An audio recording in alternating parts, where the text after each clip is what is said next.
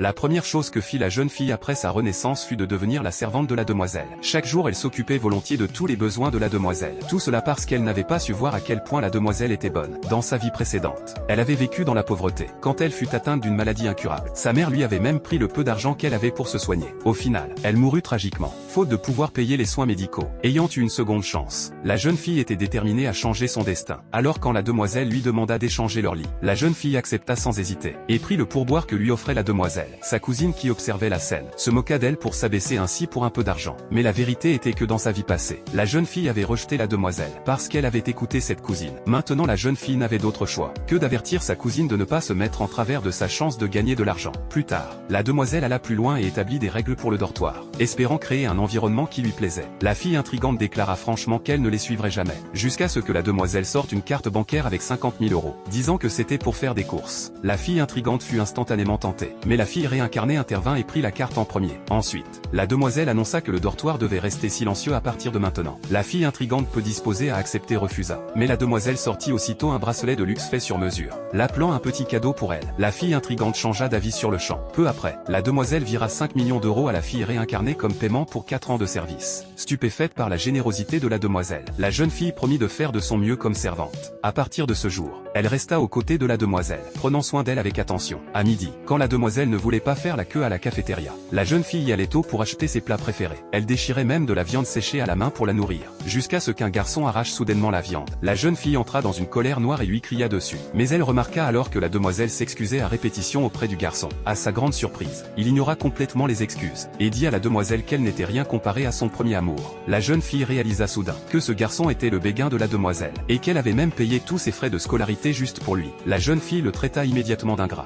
dit que sans elle pour payer tes frais, tu n'aurais même pas eu la chance d'étudier ici. Mais le garçon balaya cela d'un revers de main, prétendant qu'il avait gagné les